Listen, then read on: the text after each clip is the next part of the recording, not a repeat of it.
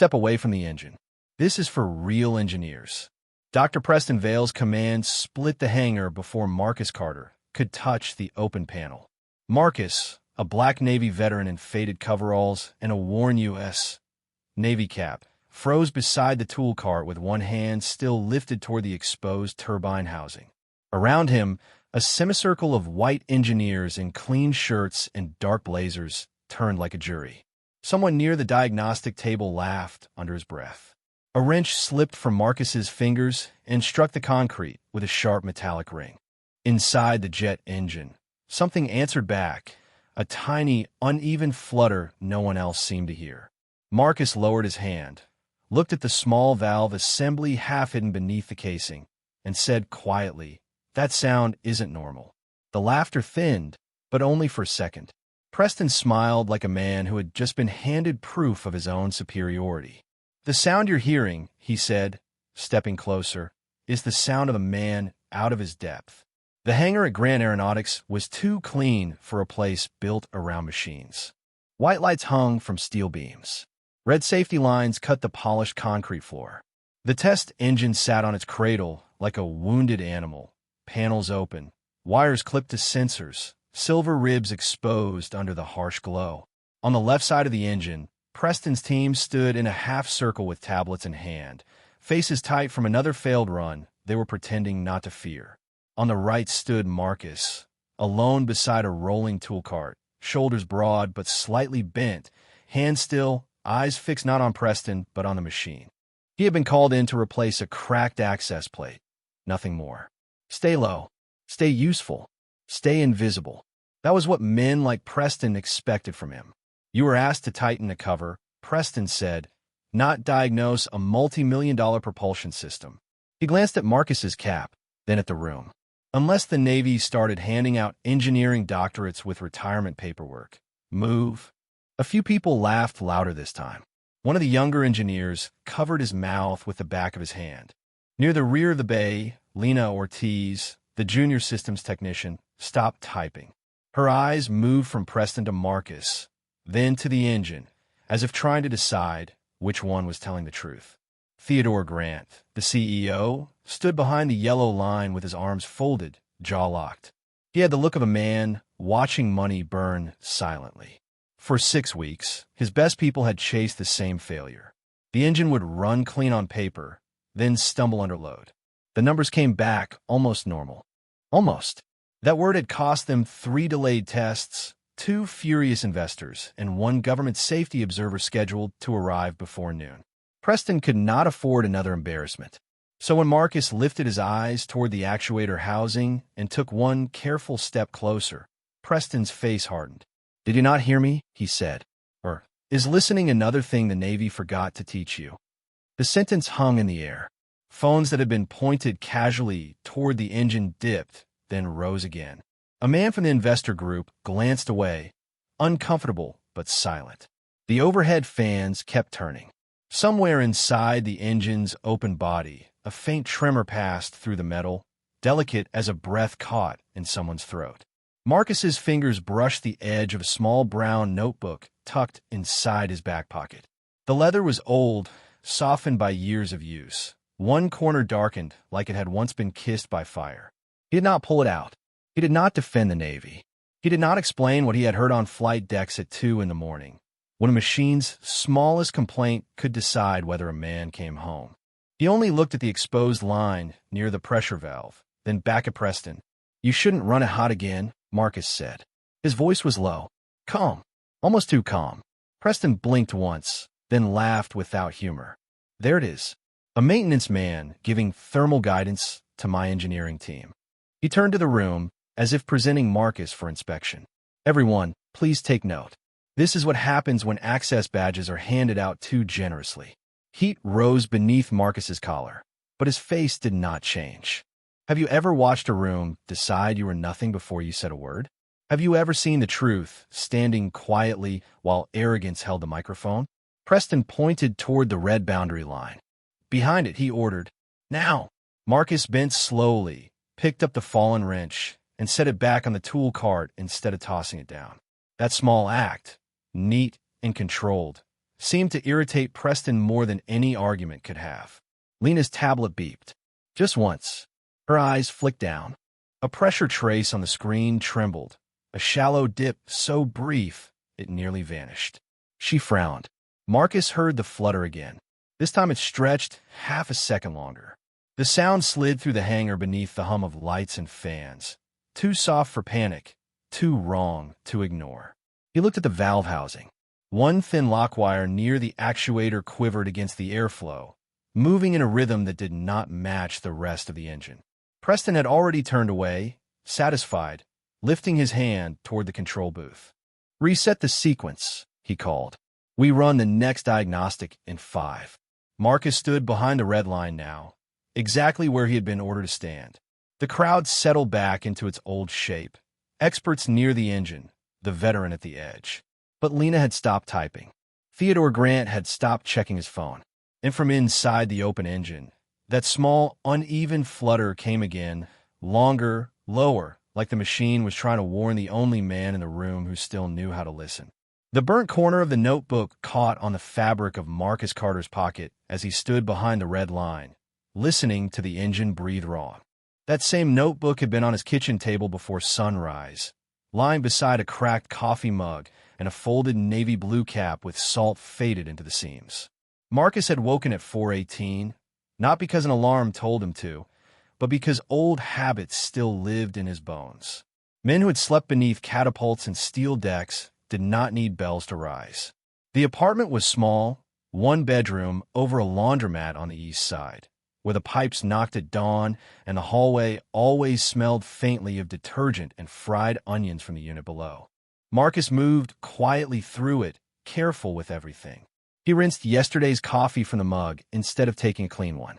He folded a dish towel with the same precision he once used on inspection racks. He polished the face of a cheap wristwatch until the second hand caught the pale kitchen light. On the wall beside the door hung 3 things. A framed discharge certificate, turned slightly away from the room. A photograph of young men in flight deck jerseys, all squinting into wind and sunlight, and a small brass key that no longer opened anything. Marcus never touched the certificate. He rarely looked at the photo, but he touched the notebook every morning. The leather cover had gone soft from years of handling.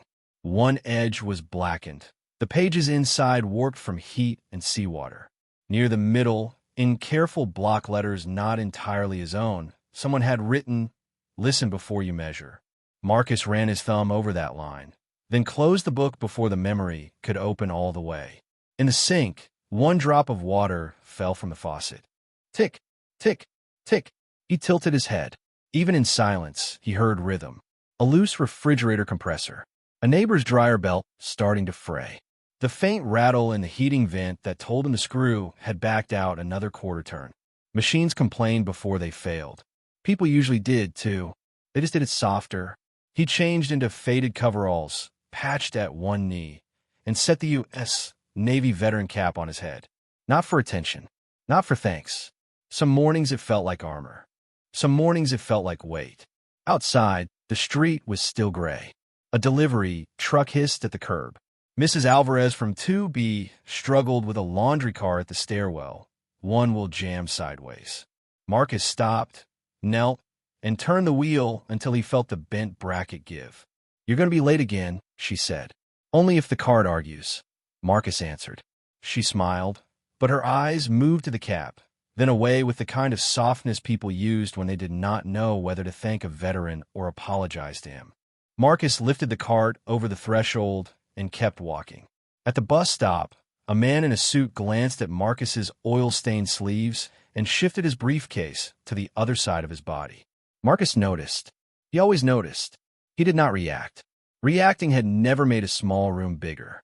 On the bus, a little boy in a school jacket sat across from him, turning a toy airplane over and over because one plastic wing had come loose. His mother looked exhausted, phone in one hand, grocery bag between her shoes.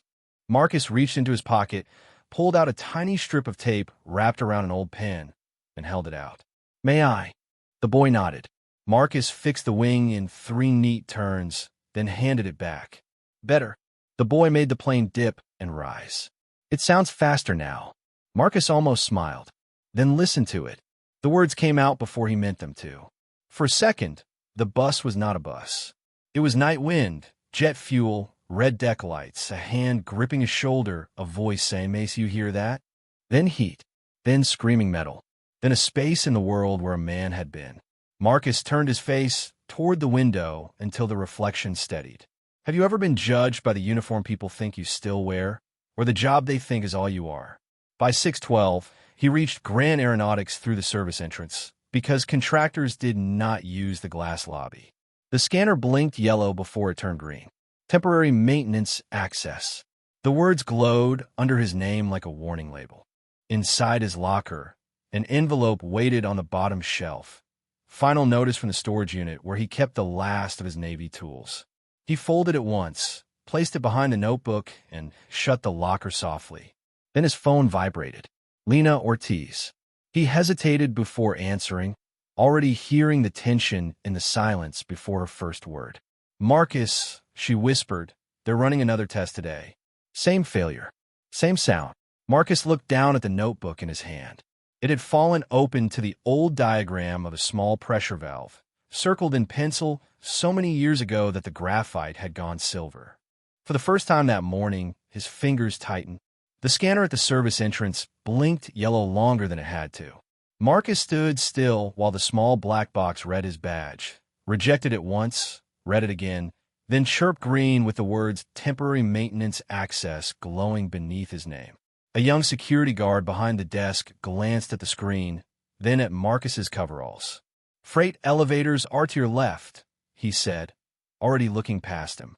Visitors and engineering staff used the main corridor. Marcus nodded once. He did not ask why a man who had worked in that building for 9 months was still treated like a delivery. He stepped toward the freight elevator, notebook tucked under his arm, the pressure valve diagram still half open between the pages. The elevator smelled of cardboard, floor wax, and hot metal. On the way down to Bay 3, it stopped at the second level. A custodian pushed in a cart with one while squealing badly enough to make Marcus look down. The man gave him an embarrassed smile. "Been doing that all week." Marcus crouched without being asked, took a small folding tool from his pocket, and tightened the loose bracket in 2 turns. The squeal stopped. The custodian blinked. "You maintenance guys fix everything, but nobody sees it, huh?" Marcus slipped the tool away. "Machines don't care who gets credit." The man laughed softly, but Marcus was already listening to something beyond the elevator doors, a distant pulse coming from the test bay below. Not loud, not dangerous yet, just wrong. When the doors opened, the world changed from concrete walls to polished aerospace theater. Grand Aeronautics Bay 3 stretched wide enough to hold a small airplane, but today all eyes belonged to the engine at the center. It sat inside a red safety perimeter, surrounded by cables, tablets, cooling ducts, and men who spoke in numbers as if numbers could never lie. A line of visitors in suits stood near the glass observation wall. Their badges marked investor access. None of them looked at Marcus's face. One man lifted his coffee cup out of the way as Marcus passed, as if oil stains could jump. Near the tool crib, a senior engineer named Wallace handed Marcus a sealed plastic bag of fasteners without looking up. "Access plate 7. Replace torque, leave the diagnostics alone. Dr. Vale doesn't want side commentary from contractors today." Marcus took the bag. Understood. He heard a faint click behind him and turned. Lena Ortiz stood at her console, pretending to organize cables while her eyes asked the question her mouth could not. She had not slept. The blue light from her screen made the worry under her eyes look deeper. "Same pattern?" Marcus asked quietly as he moved past. Lena swallowed. "Worse after heat soak. But Preston says it's sensor drift." Marcus looked toward the engine. One of the test fans rotated slowly, moving air through the open casing. A strip of thin lock wire near the actuator trembled out of time with the rest of the assembly. He filed away, said nothing. Across the bay, Preston Vale stood inside the glass conference room with Theodore Grant and 4 board members. Preston's blazer was charcoal, his shirt white, his hands smooth and expressive as he pointed to charts on the wall screen. Red error spikes rose and fell behind him like a heartbeat nobody wanted to discuss. The failure is external noise in the data stream, Preston was saying through the half-open door. Not mechanical. We have removed that possibility. Theodore Grant did not look convinced. Captain Brooks lands at 11, he said. The Navy Safety Observer will expect clean answers. Preston's smile tightened. Then we'll give her clean answers. Marcus kept walking, but those words stayed with him. Clean answers. On flight decks, clean answers had a way of burying dirty truths. At the workbench, he set down the bag of fasteners and opened the panel assigned to him. The cracked access plate was small, ordinary, not worth the attention of men in suits. But behind it, the faint vibration traveled through the frame and into his fingers. A rhythm, then a skip, then 2 clean beats. He froze for half a second. A junior intern beside him dropped a stack of printed logs. Pages scattered across the floor, sliding under the edge of the red line. The intern went pale, glancing toward Preston's conference room. Marcus bent down and gathered the papers before anyone could shout. One page turned face up in his hand. Temperature rise. Pressure dip. Actuator response delay. 3 numbers sat together like old ghosts. Marcus placed the stack back in the intern's arms. You didn't see that page, the intern whispered, terrified. Marcus looked at him gently. No, but somebody should. A shadow crossed the workbench. Preston had stepped out of the conference room. His eyes moved from the logs to Marcus's hands, then to the open notebook resting beside the tool tray. Mr. Carter, he said, cold enough for the nearest engineers to stop talking. Why are you reading test data? Lena's fingers stopped above her keyboard. The intern hugged the papers to his chest. 2 investors turned from the glass. The test engine clicked as the cooling fan shifted speed, and the small lock wire near the actuator trembled again, faster this time. Marcus closed the notebook slowly. Preston took 1 step closer and pointed toward the red line. Contract maintenance does not interpret engineering material in my bay. The room began to quiet around them. Why are you reading test data? Preston Vale's question landed hard enough to make the intern step back. Marcus kept his hand on the closed notebook, not hiding it, not offering it. Around the workbench, the low murmur of Bay 3 thinned into something sharper. The cooling fan inside the engine shifted again, and that small strip of lock wire near the actuator trembled out of rhythm, just once like a nervous finger tapping under a table. Marcus looked past Preston's shoulder toward the engine. I wasn't reading it for you, he said. Preston's eyes narrowed. That's not an answer. It's the only one I've got. A few engineers exchanged looks. One of the investors gave a quiet laugh, as if Marcus had accidentally walked into a language too expensive for him. Lena stood frozen at her console, one hand hovering over the keyboard. On her screen, the same pressure trace Marcus had glimpsed in the scattered logs still pulsed in thin blue lines. It looked calm if you did not know where to look. It looked harmless if numbers were the only thing you trusted. Preston stepped closer until the toe of his polished shoe nearly touched the red safety line. Mr. Carter, your contract says mechanical access only. Remove damage plate. Install replacement. Torque to spec. Nothing in that agreement invites interpretation. Marcus heard the engine breathe through its cooling ducts. Air moved across the exposed casing. Metal settled. A soft tick, then a delayed tick. His eyes moved to Lena's monitor. The dip comes after the fan shift, he said quietly. Lena blinked. Preston stopped smiling. What did you say? Marcus did not look at him. Not before. After. About 3 seconds. The room held still for the length of one breath. Then Lena's monitor beeped. A tiny yellow marker appeared on the pressure line. Fan speed adjustment. 1 second. 2. 3. The pressure trace dipped, shallow and brief, exactly where Marcus had said it would. Lena's mouth parted. The intern clutched the papers tighter. Even the investor who had laughed lowered his coffee cup. Preston turned toward the screen, but only for a moment. His face did not show shock. Men like him had practice turning surprise into anger. Coincidence, he said. Or you saw the timing table. The timing table is wrong, Marcus said. No one moved. Even the overhead fans seemed quieter. Preston gave a small, dangerous chuckle. Listen to yourself. You tighten panels for a living, and now my timing model is wrong. Marcus opened his palm, showing nothing in it. The engine doesn't care about the model. That sentence changed the air. Not enough for the room to take his side, but enough for people to stop pretending nothing had happened. Lena's eyes dropped to the trace again. The intern looked toward the actuator housing, then quickly away, as if looking too long might get him blamed. Theodore Grant, visible behind the glass conference wall, had stopped speaking to a board member. His attention was now on Bay 3. Preston noticed. His jaw flexed. "Lena," he said without turning, "lock that display." Lena hesitated. "Dr. Vale," he predicted the dip before it lock. The display. Her fingers moved slowly. The screen dimmed, the live trace collapsing into a gray standby box. A soft system chirp confirmed the lockout. Marcus's thumb brushed the burnt corner of the notebook. He could feel the warped pages beneath the leather, the old diagram pressing against the cover like a pulse. Preston looked down at it. "And what is that?" Marcus said nothing. "A diary?" Preston reached toward the notebook, then stopped just short of touching it, as if the worn leather might stain him.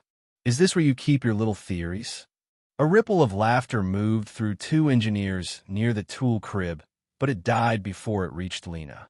Marcus slipped the notebook into his back pocket, calm and deliberate. "It's mine." Preston's voice dropped. "Not in my bay. Nothing undocumented comes near this engine." He turned to Wallace at the tool crib. "Have security check his access. Now." Wallace's face tightened, but he picked up the phone. Marcus did not step back.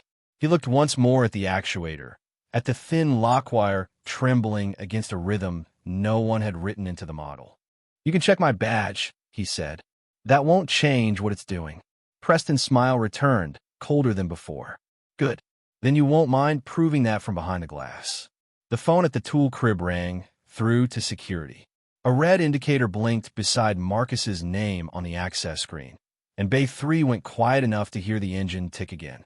The red indicator beside Marcus Carter's name blinked twice, then held steady on the access screen like a verdict. Wallace at the tool crib looked from the monitor to Preston, his hand still wrapped around the phone. "Security's on the way," he said, quiet enough to sound ashamed. Preston did not look ashamed. He looked relieved.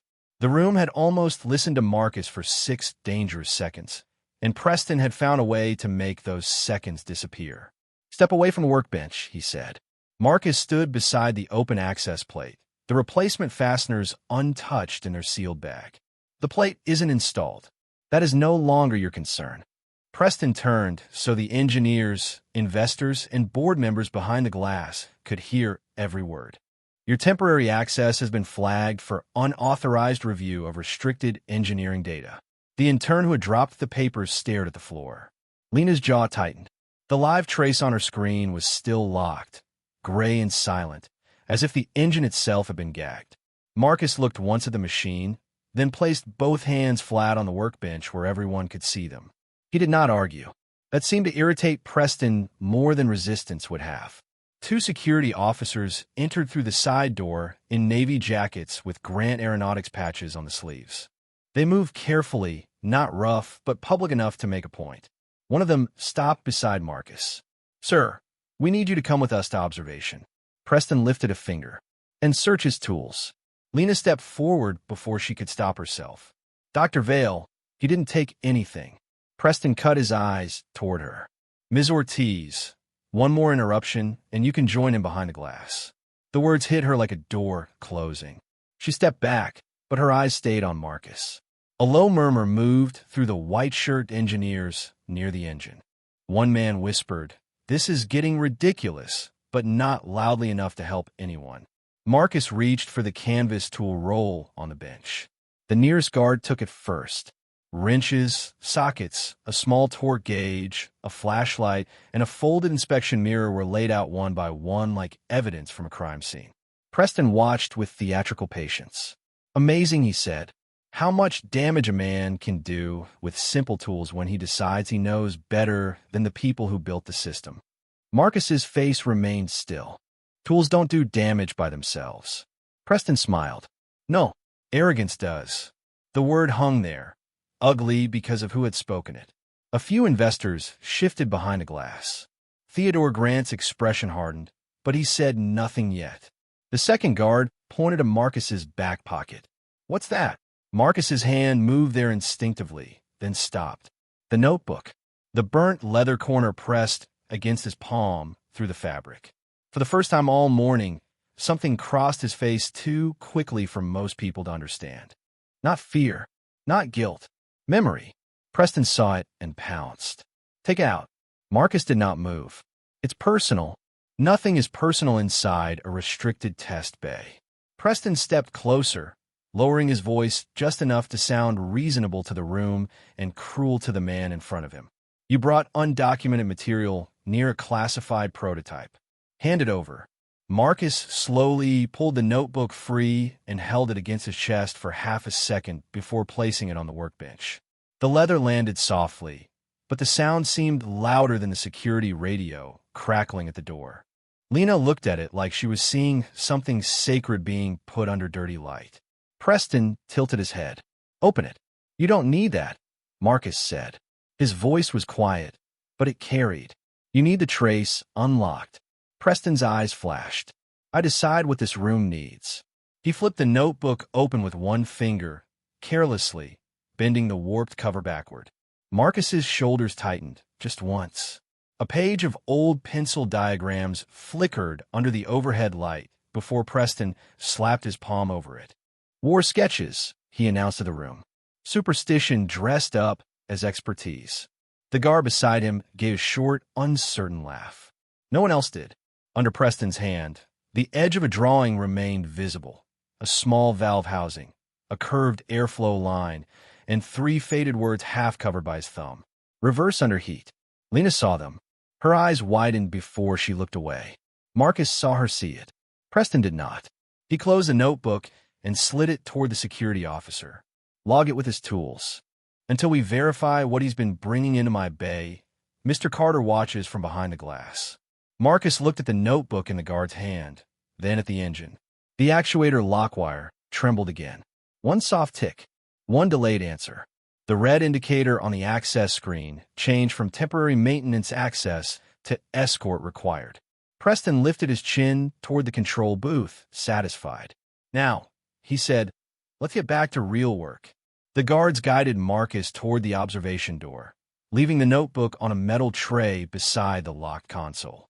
As the door sealed between him and the engine, Lena's screen flickered once, and the gray standby box briefly exposed the hidden pressure trace beneath it, dipping in the exact shape drawn on the page Preston had just covered. The gray standby box blinked like a curtain, slipping for one forbidden second. Beneath it, Lena Ortiz saw the pressure trace dip, recover, then dip again in the exact shallow hook that had been drawn on Marcus Carter's old notebook page. Not similar. Not close. Exact. Her fingers froze above the keyboard. Across the glass, Marcus stood in the observation corridor with one security officer at his shoulder, his reflection layered over the engine he was no longer allowed to touch. Preston Vale had already turned back toward the control booth, smiling as if the room had been restored to order. "Clear the maintenance tray," he said. "We're not turning this bay into a flea market of personal memorabilia." The guard lifted the metal tray with Marcus's tools and notebook. The tray tilted. The notebook slid, hit the edge, and fell open again. This time the page landed flat beneath the white overhead light. A hand-drawn valve housing, a curved airflow mark, 3 pencil notations down the side. Heat load, delayed dip, reverse pulse. Lena's breath caught. The intern saw it too. So did Wallace at the tool crib. None of them spoke. For a moment, the evidence was not in a classified file or on a polished slide deck. It was in an old burned notebook that everyone had just watched Preston mock. Marcus did not move behind the glass. His eyes lowered to the page. Something in his face tightened, but he kept his hands at his sides. Quiet, contained, like a man refusing to let the room see where it had hurt him. "Dr. Vale," Lena said, her voice barely steady, "that diagram matches the transient." Preston turned slowly. "Excuse me." She pointed to the page, then to her lock screen. "The pressure dip. The shape. It's the same pattern." A low whisper moved through the engineers. One man leaned forward, then caught himself and looked away.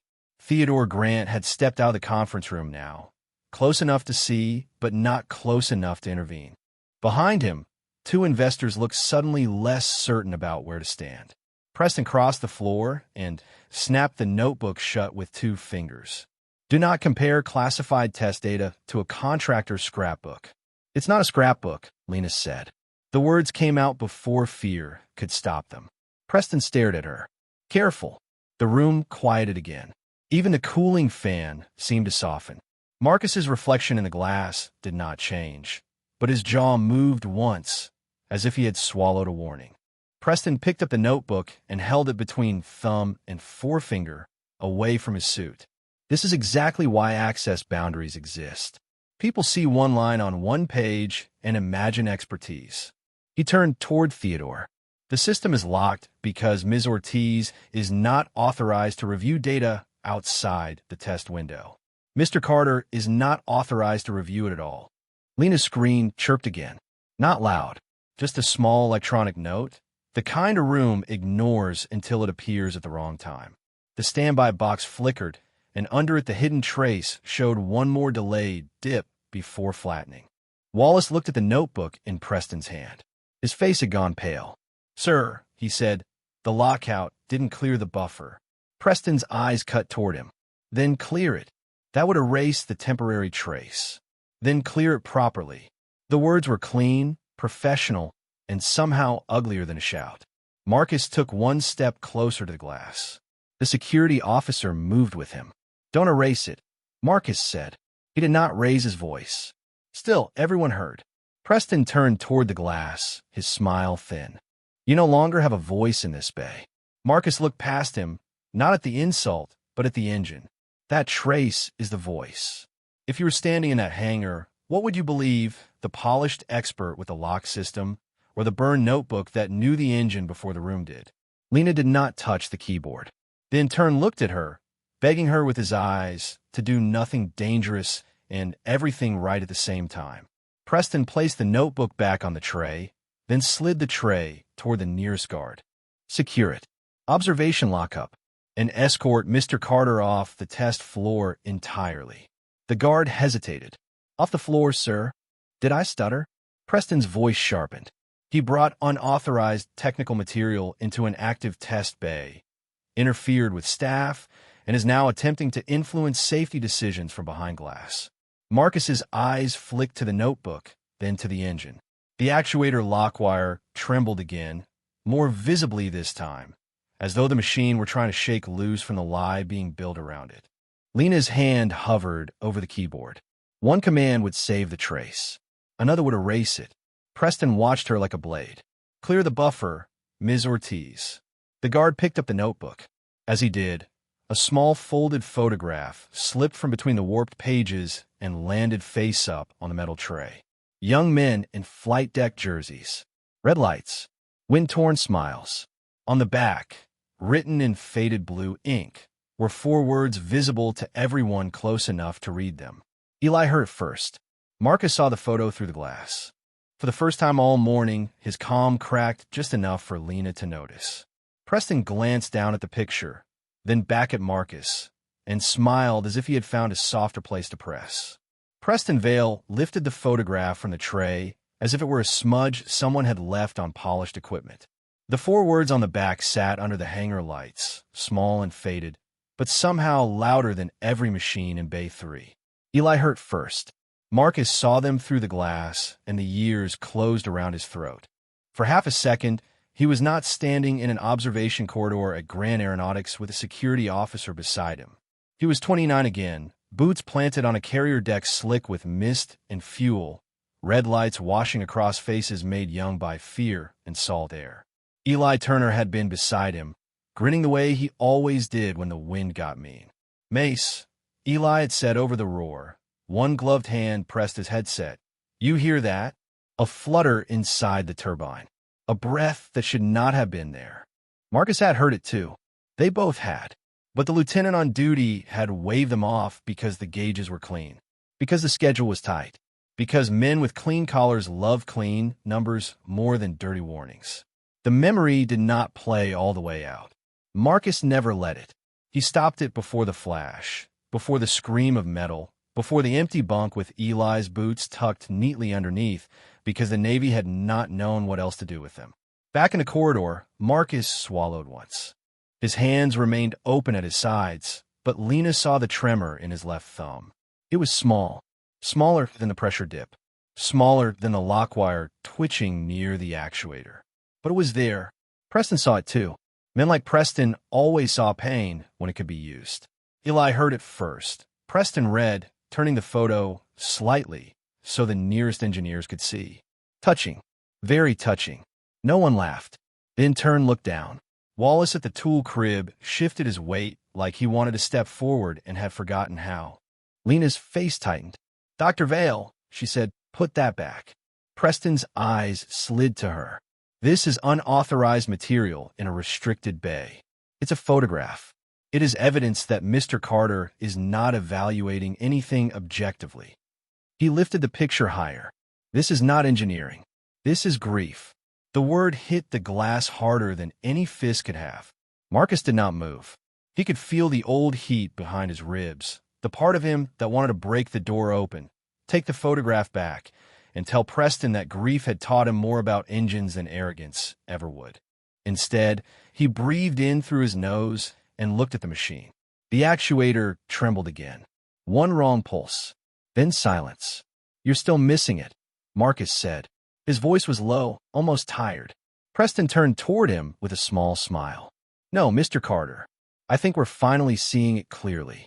He tapped the photo against a notebook. A man carrying warm memories into a modern test bay, hearing ghosts in hardware, frightening junior staff, and interfering with a controlled diagnostic. Lena took one step forward. He predicted the trace. Preston snapped toward her. He guessed at noise. It wasn't noise. "You're not the lead on this program." The words pinned her in place. Behind the glass, Theodore Grant watched, his mouth pressed into a hard line, but the board members around him whispered in cautious, expensive voices. Nobody wanted to stop the room until they knew which side would cost more. Marcus looked at the intern, whose arms were still wrapped around the scattered logs. The young man's face was pale, terrified of becoming the next person Preston humiliated. Marcus gave him the smallest shake of the head. "Don't step in. Not for me." That was the thing about dignity. Sometimes it meant not dragging another frightened person into the fire with you. Preston saw the exchange and misread it. "Good," he said. "Even your audience knows better than to join you." He placed the photograph on top of the notebook and slid both toward security. "Lock these up. Mr. Carter is done influencing this floor." The guard hesitated again. His radio crackled. In the booth, the sequence screen woke from standby with a soft electronic tone. "PRE test review. Pending." Lena's hand hovered near the keyboard, but Preston was already walking toward her console. "Ms. Ortiz," he said, his voice smooth now, triumphant. "Enter the note exactly as I dictate.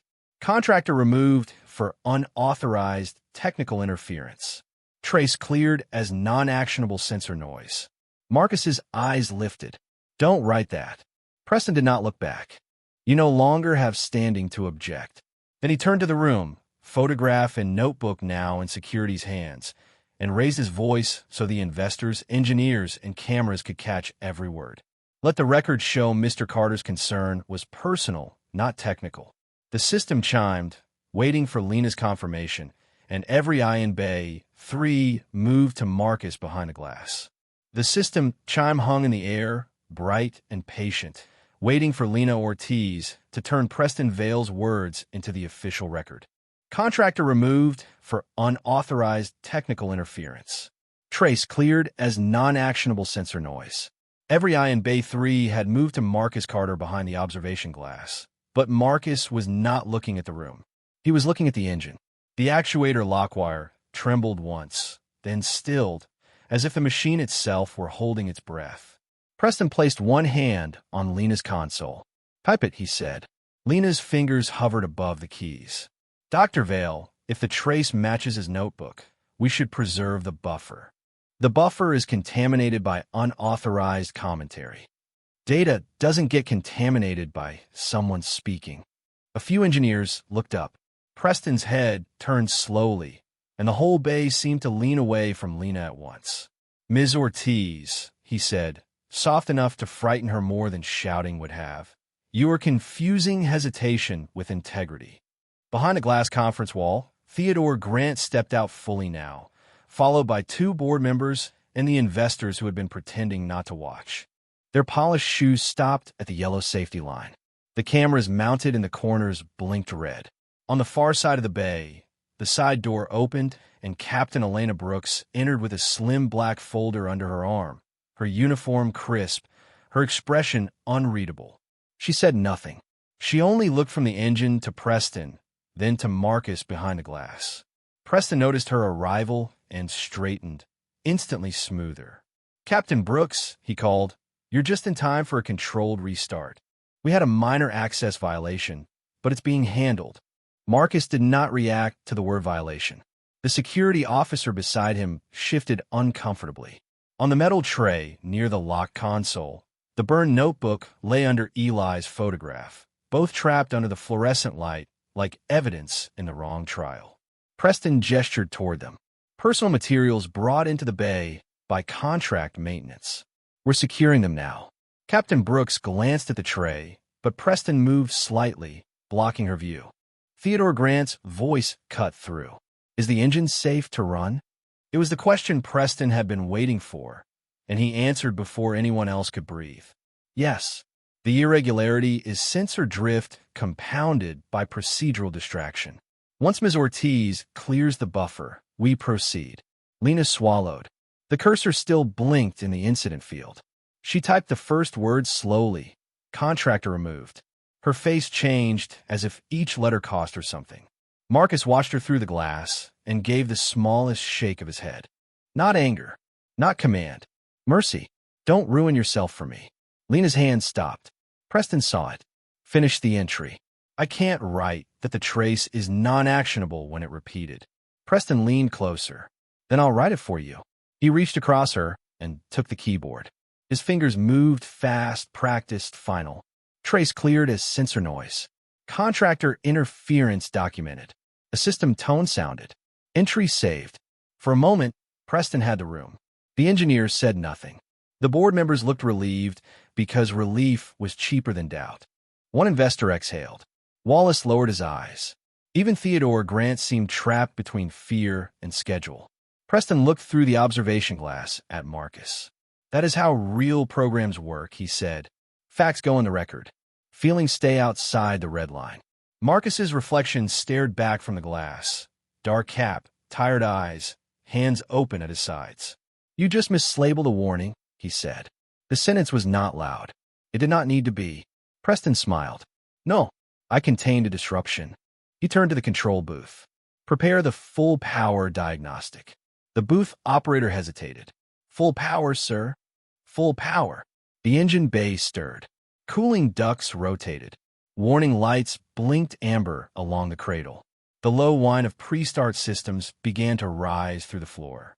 On Lena's console, under the saved incident entry, a tiny backup icon flashed once in the lower corner, almost hidden beneath a gray window. Lena saw it. So did Marcus. Preston did not. The security guard picked up the notebook and photograph to carry them away, but Preston held out his hand. "Wait." He took the notebook himself and lifted it where the room could see. "Before we continue," he said, voice carrying to the investors, the board, and the cameras, "let's make sure everyone understands the difference between engineering and old Navy superstition." Marcus's eyes moved from the engine to the notebook in Preston's hand. The countdown screen woke above the control booth. 5 minutes to full power test. Preston opened the burned cover again, smiling as if he had already won. Preston Vale held the burned notebook open with one hand and kept the other raised toward the countdown screen, as if he were conducting both the room and the machine. 5 minutes TO, full power test glowed above the control booth in cold white letters. The pre-start whine grew under the floor, low at first, then deeper, traveling through concrete, steel bone. Marcus Carter stood behind the observation glass, close enough to see the page Preston had chosen, too far to reach it. Eli's photograph lay beneath Preston's wrist, half covered, the faces of young men on a flight deck trapped under the heel of his hand. "Here," Preston said, turning the notebook toward the engineers, investors, and cameras. This is what nearly interrupted a federally observed test cycle. Hand drawings, old shipboard notes, personal grief pretending to be analysis. A few people shifted. No one laughed this time. Preston noticed and pushed harder. "Look at it," he said, tapping the page. No version control. No certification stamp. No approved model reference. Just pencil marks from another era. Lena's eyes stayed on the lower corner of her console, with a tiny backup icon flashed once, then disappeared under the incident window. She looked at Marcus through the glass. He saw that she had seen it. Preston did not. He was too busy making the room smaller around the wrong man. "Dr. Vale," Captain Brooks said from near the yellow line, her voice calm, "why is the contractor's material being displayed during a pre-test sequence?" Preston turned to her with a smile, so polished it almost looked respectful. "Because, Captain, transparency matters. We had a maintenance contractor attempt to influence safety decisions with unauthorized material. I prefer to address contamination openly." "Contamination," Marcus repeated softly behind glass. The security officer beside him heard it and looked down. Preston ignored him. "Mr. Carter," he said louder, "has mistaken memory for measurement." He lifted Eli's photograph now. The picture bent slightly between his fingers. And apparently, he has mistaken a dead man's note for engineering proof. The room changed. It was not silence yet. It was worse, a collective discomfort that did not know how to become courage. Wallace stared at the floor. The intern's lips parted, but no sound came out. Theodore Grant's face tightened with something like anger, but the countdown kept moving. For minutes 30, Marcus's hand rose to the glass, then stopped before touching it. He looked at the photograph, not at Preston. He saw Eli's grin, the red deck lights, the wind. The moment before a warning became regret. His voice, when it came, was steady enough to hurt. "Put the photo down." Preston tilted his head.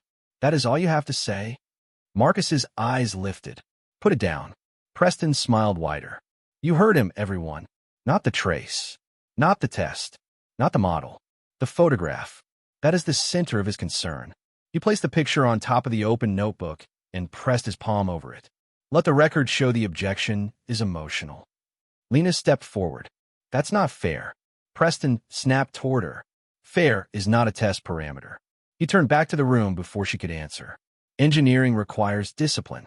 If we stopped every time someone heard a ghost in a machine, nothing in this country would ever fly." The words landed exactly where he wanted them to, and exactly where they would later hurt him. Captain Brooks's eyes narrowed just slightly. Marcus saw it. Preston did not. The engine whine rose another pitch. Amber lights blinked along the cradle. The actuator lockwire began to tremble again, faster now, a thin silver thread vibrating out of rhythm. Marcus looked past the photograph, past Preston, past the people who had decided his grief made him unreliable. He looked at the machine. "It's not a ghost," he said. Preston laughed once. "Then what is it?" Marcus did not answer. "Not fully. Not yet. It's early." Preston leaned closer to the glass, notebook in hand, photograph trapped inside it. "Early for what?" Marcus met his eyes. "For the mistake you're about to make." That was enough. Preston turned sharply toward the booth. "Continue the sequence." The booth operator swallowed and hit confirm. A tone sounded. The countdown changed. 3 minutes. The incident log remained on Lena's screen, saved under Preston's name. The backup icon flashed again, longer this time. Lena's hand moved toward it, then froze as Preston looked back. "Do not touch that console," he said. Then he lifted the notebook one last time toward the security officer. "Lock this away before Mr. Carter starts worshiping it." The guard reached for it. At that exact moment, the engine gave a sound no one could mistake for normal.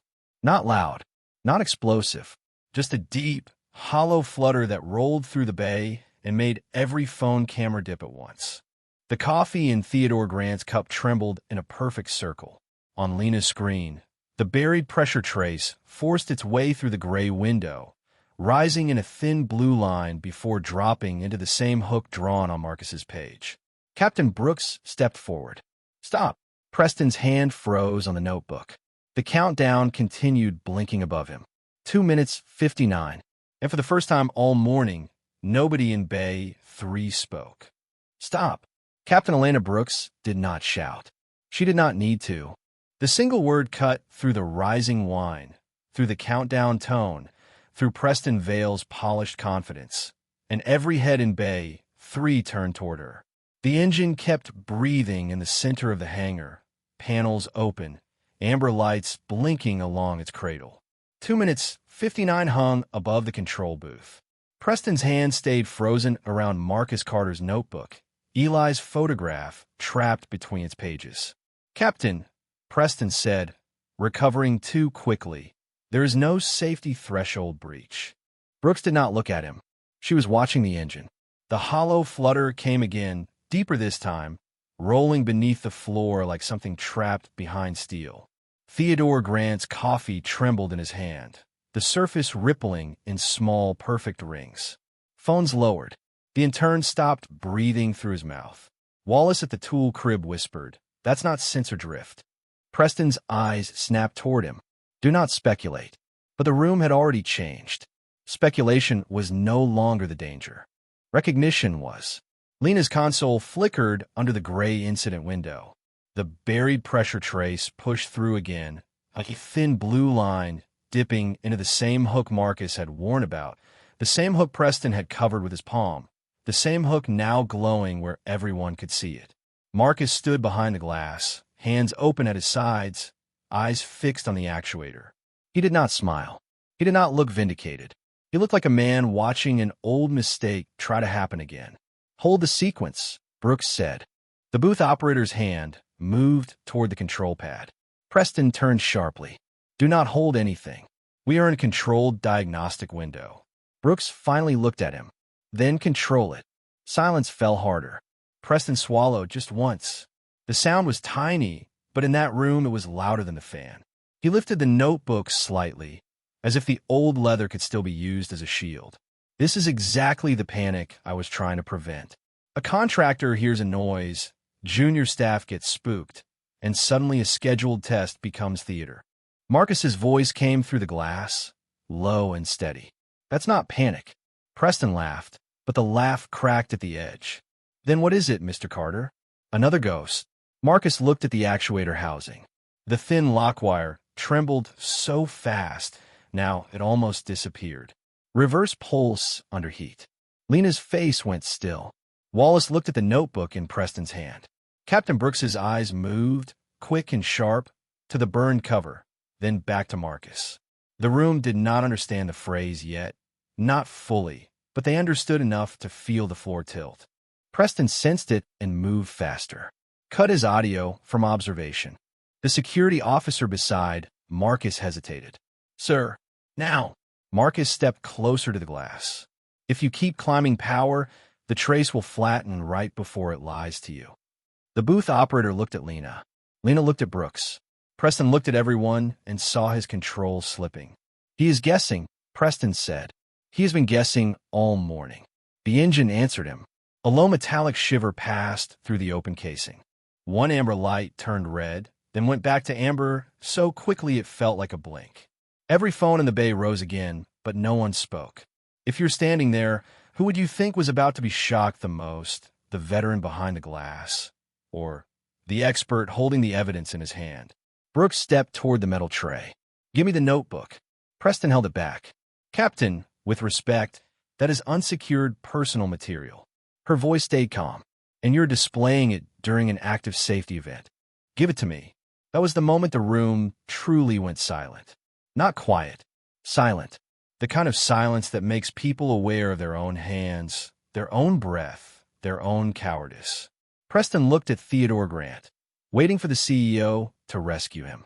Theodore did not move. He only said, "Give her the notebook." Preston's fingers loosened. Brooks took it, opened to the marked page, and placed it under the console light. The hand-drawn valve housing stared up at them beside the live pressure hook on Lena's screen. Same shape, same delay, same warning. Marcus remained behind the glass, still outside the red line, still escorted, still the man they had mocked. But the center of the room had moved to the thing he had carried in silence. Brooks touched the faded words with one gloved finger. Reverse under heat. Then she looked through the glass at Marcus Carter, and for the first time all morning, her voice changed. "Mr. Carter," she said carefully, "what did you just call that failure?" Preston's face drained as the countdown kept blinking above them. Waiting for an answer, no one in Bay 3 was ready to hear. "Reverse pulse under heat," Marcus said through the glass. The words were quiet, but they crossed Bay 3 like a key turning in a lock. Captain Brooks looked down at the burned notebook, then at Lena's screen, with a live pressure trace dipped in that same shallow hook. She did not blink. "Say it again." Marcus's eyes stayed on the actuator housing. "Reverse pulse under heat load. It shows late, not early. The gauge catches the symptom after the valve has already started fighting itself." Preston stepped forward too fast. "Captain, this is not an approved diagnostic term in our current model." Brooks turned one page of the notebook. The old paper whispered under her glove. "No," she said, "but it is a term I have seen before." That sentence hit Preston harder than the engine noise. Lena looked up. Wallace stopped moving entirely. Theodore Grant took one step closer to the console. Brooks opened her black folder, pulled out a thin tablet, and tapped through a secure archive with the practiced speed of someone who had not come to be impressed by anyone's confidence. "Bay 3 network," she said. "Mirror the screen." The booth operator looked to Preston by habit. Preston's face tightened. Theodore's voice cut in. "Do it." The wall display changed. Preston's incident note disappeared from the main view, replaced by a Navy safety database with a seal at the top and a search bar already filling with Brooks's command. Actuator pressure reversal. Heat load. Delayed dip. The results loaded. 3 files appeared.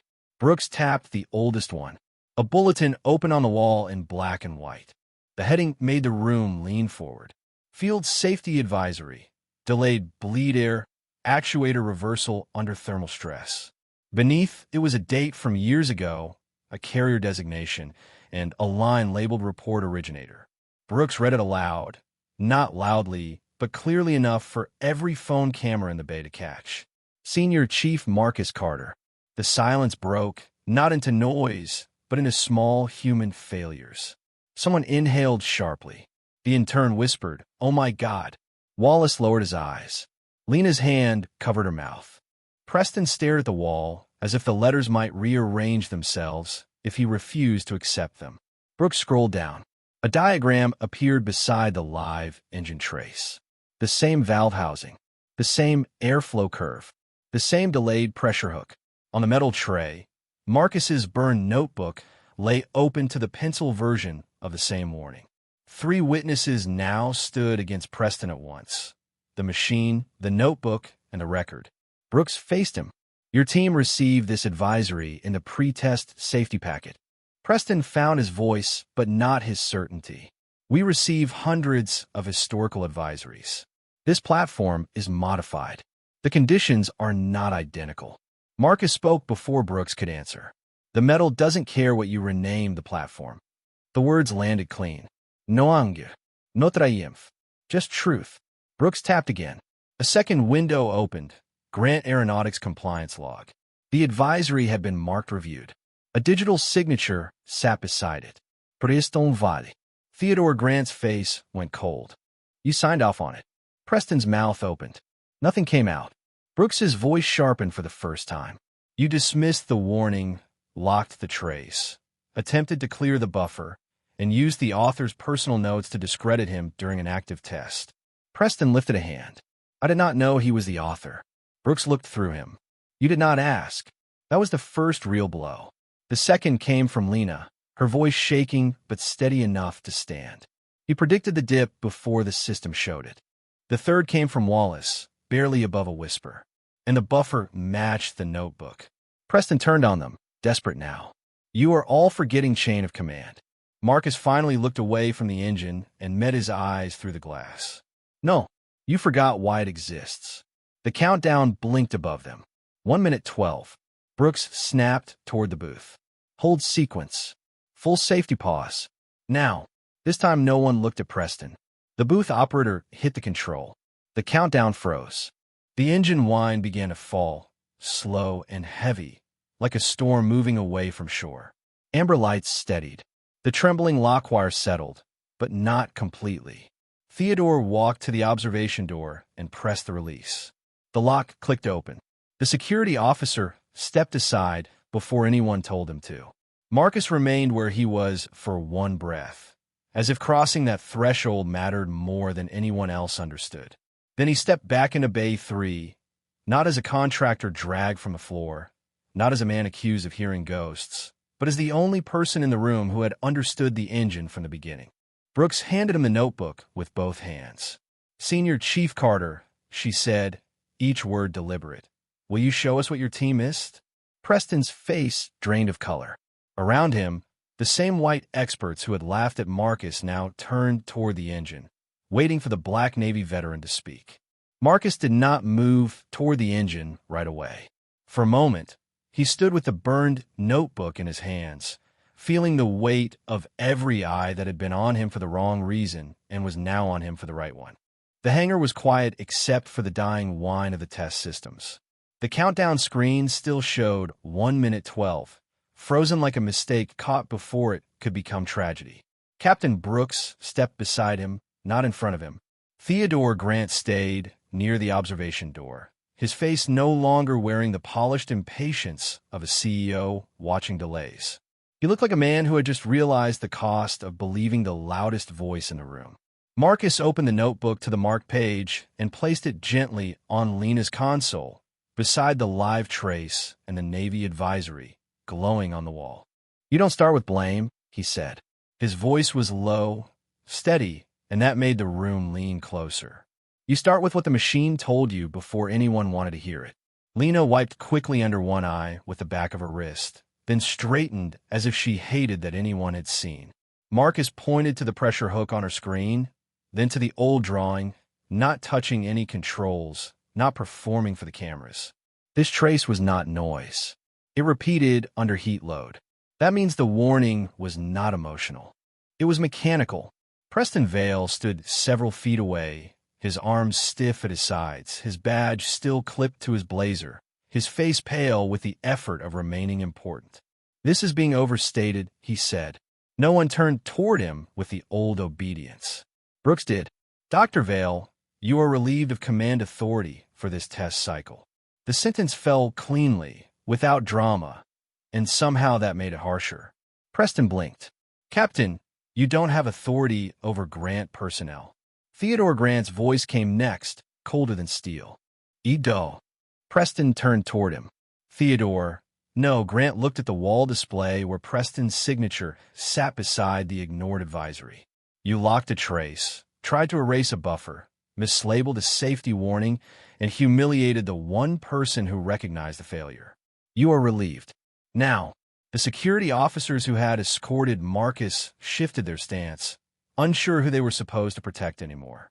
Brooks opened her folder and handed a form to Wallace at the tool crib. "Safety stand-down. Full audit of the review packet, incident log, access lockout, and deleted buffer request." Wallace took it with both hands. His face was flushed. "Yes, ma'am." Brooks turned to Lena. "Ms. Ortiz, restore the temporary trace and preserve the backup."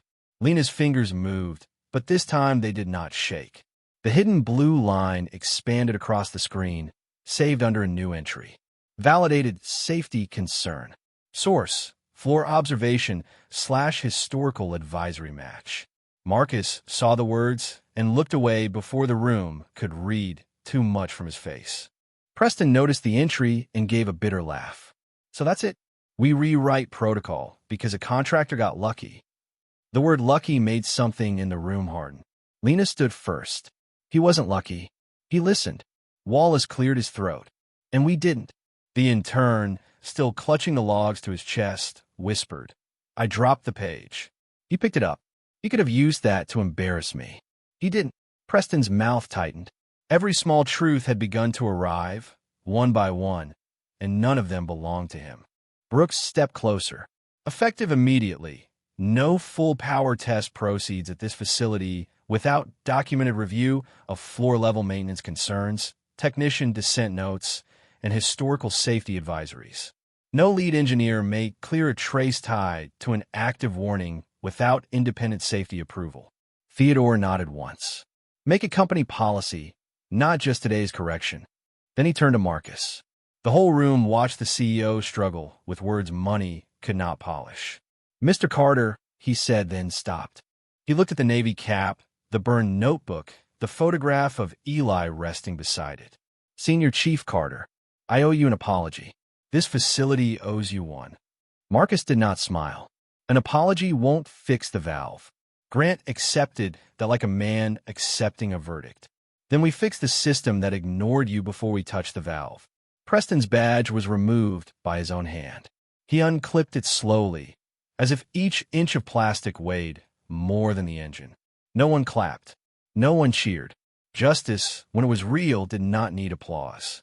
It needed paperwork, witnesses, changed rules, and the courage to say the room had been wrong. Brooks picked up Eli's photograph and offered it back to Marcus. He took it carefully, smoothing the bent corner with his thumb. For the first time, he let himself look at the young man's grin under the red flight deck lights. The safety debrief starts now, Brooks said. Senior Chief, will you lead it? Marcus looked at the engine, then at Lena, then at the notebook lying open under the hangar lights. We start, he said quietly, with the man who taught me to listen. 3 weeks later, Bay 3 sounded different. Not quieter, not softer, different. The engine no longer fought the room. It breathed evenly inside its cradle, a low, steady hum rolling through the concrete floor, through the red safety lines, through the bodies of the people gathered around it. The same hangar lights shone from the same steel beams. The same glass conference wall reflected the same polished floor. But the room no longer belonged to the loudest man in it. Preston Vale's name had been removed from the lead console. His office door upstairs was locked pending audit. His badge no longer opened Bay 3. No one said those facts with satisfaction. They were not trophies. They were reminders.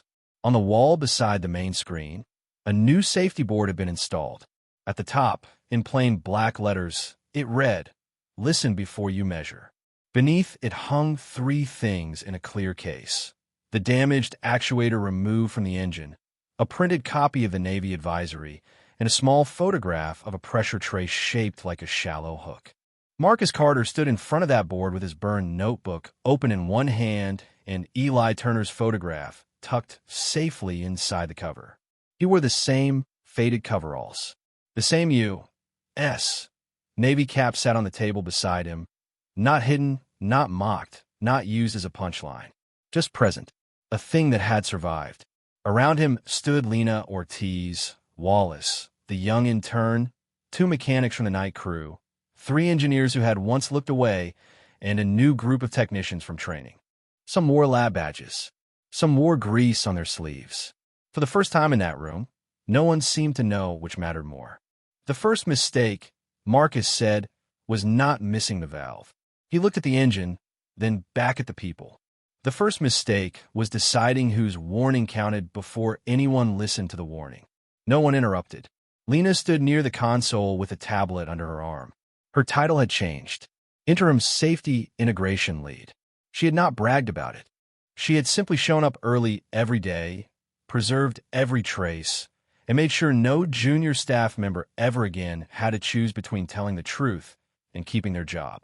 Theodore Grant watched from behind the yellow line, not in the center anymore. Captain Brooks stood beside him, arms folded, quiet, satisfied in the way only serious people are satisfied when something dangerous has been made less dangerous. Marcus turned to the training group and nodded toward the engine. Data matters. Models matter. Degrees matter. But none of them matter enough to make you deaf. The young intern, whose name Marcus had finally learned was Peter, raised his hand halfway. Senior Chief? Marcus looked at him. You can call me Marcus. Peter swallowed.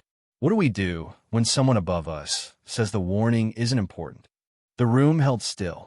Everyone knew the question was larger than an engine.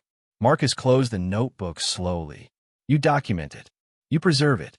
You tell the truth without dressing it up to protect someone's pride. His thumb rested on the burned edge of the leather. And if the room still won't listen, you make the room bigger. Lena's eyes lowered for a second, then lifted again. She understood. So did Wallace. So did Theodore Grant, who looked down as if the sentence had found him personally. The engine test began at low power. This time, no one talked over it. No one filled the silence with confidence. They listened. The hum rose cleanly. The numbers held. The actuator assembly responded smoothly under load, and the old wrong flutter never came. For a moment, Marcus let himself stand inside that sound. Not victory, not revenge, just a machine doing what it was supposed to do because people had finally become humble enough to hear it. Then Lena's head tilted slightly. Her eyes narrowed, not in fear but focus. She lifted one finger. "Hold on," she said. The room froze. Marcus looked at her. "What do you hear?" Lena stepped closer to the console, listening past the fan, past the clean hum, past what the screen was willing to show. "That sound," she said quietly, "isn't normal." Every face turned toward Marcus. Years earlier, a room had ignored a warning until a man did not come home. 3 weeks earlier, another room had almost made the same mistake. But now a young technician had heard something small, and no one laughed. No one told her she was out of her depth. No one asked if her badge was important enough. Marcus smiled, not wide, not for the cameras, just enough for Eli's old words to rest easier inside him. He opened the notebook to a blank page and handed Lena the pencil. "Good," he said. "You're listening."